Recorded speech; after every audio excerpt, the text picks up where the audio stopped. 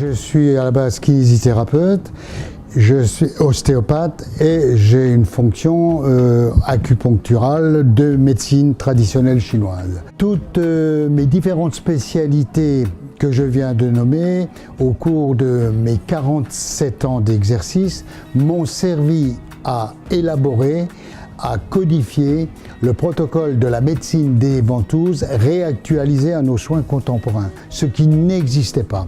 À travers déjà 2 livres précédemment écrits, le tome 1 et le tome 2 sur le sujet, espacés chacun d'une décennie, pour arriver à ce dernier tome, la médecine des ventouses, guide thérapeutique, décodage des principes de MDV, médecine des ventouses.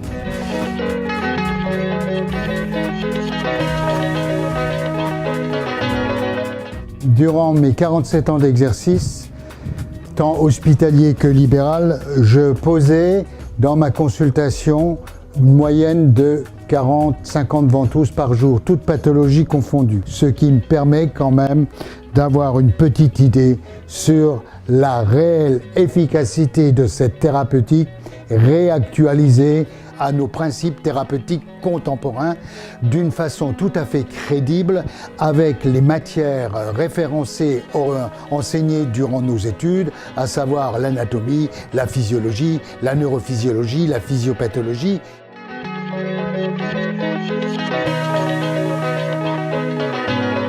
La médecine des ventouses, guide thérapeutique, décodage des principes de MDV, médecine des ventouses, qui permet de synthétiser toutes les indications qui n'avaient pas été préalablement décrites et qui sont maintenant codifiées dans des disciplines telles que la médecine du sport, telles que les pathologies viscérales, les techniques d'utilisation des ventouses dans la chronologie de régulation énergétique annuelle.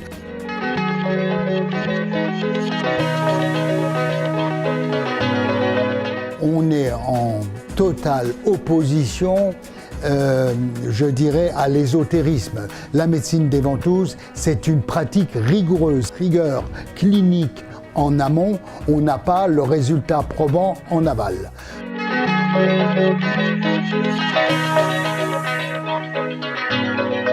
Les ventouses ont cette action décongestive d'un point de vue circulatoire, de manière comme un bouchon sur l'autoroute, à mettre en mouvement la congestion, à déboucher quelque part le bouchon dans l'axe énergétique et permettre de retrouver une mobilisation articulaire, une circulation sanguine au niveau d'une localisation de muscle.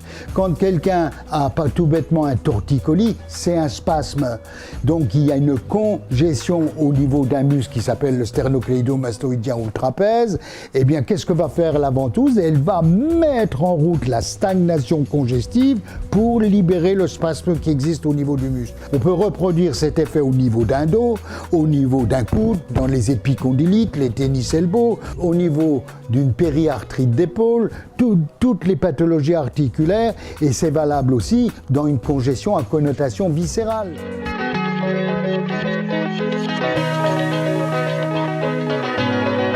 Toutes les pathologies du sport sont disséquées avec leurs indications et des protocoles thérapeutiques bien précis, élaborés, qui ne supportent aucun à peu près si on veut obtenir les résultats. La médecine du sport et la kiné du sport a d'ailleurs subi un sponsoring de la médecine des ventouses lors des Jeux de Rio, où des athlètes américains multimédaillés tels que Michael Phelps sont apparus sur le bord de la piscine avec des marques de ventouses, et tout le monde s'est interrogé sur le rôle qu'utilisaient les sportifs américains en s'affublant de cette sorte. En fait, ils sont précurseurs de la même manière que les athlètes asiatiques en utilisant cette merveilleuse médecine, cette merveilleuse thérapeutique qui leur permet d'une part d'avoir des douleurs diminuées et d'autre part d'avoir une performance améliorée par certains protocoles thérapeutiques élaborés avec les ventouses qui leur permet quelque part d'avoir des meilleures performances sans parler véritablement de dopage.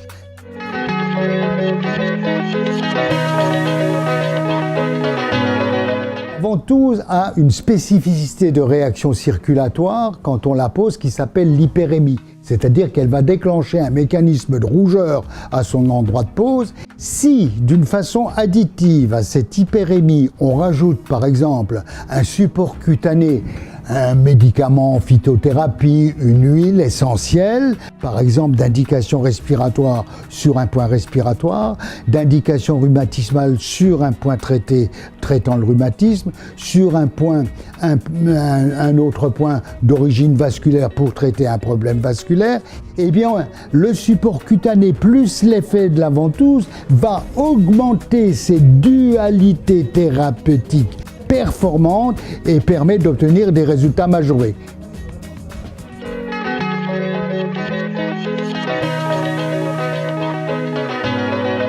Les indications essentielles sont avant tout dans l'ostéo-articulaire, à savoir toute la pathologie rhumatismale, les problèmes de lombalgie, les problèmes de cervicalgie, un torticolis, une migraine. On connaissait les ventouses uniquement dans la pathologie respiratoire, mais on ne savait pas qu'elles pouvaient soigner une entorse de genou, qu'elles pouvaient intervenir dans des séquelles douloureuses d'une arthralgie de cheville ou de hanche, dans une sciatique, avec un bénéfice tout à fait heureux par rapport à certains médicaments, je dirais chimiques, des fois nécessaires, mais qui ne donnent pas toujours les résultats souhaités. Donc, on a toutes ces indications de la rhumato.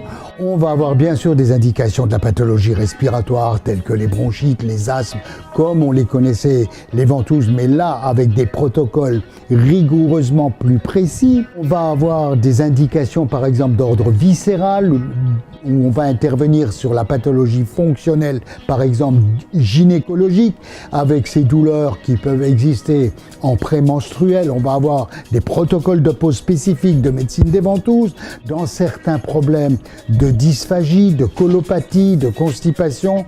Chaque fois, on aura un protocole précis de pose des ventouses qui vont améliorer une partie de la fonctionnalité problématique.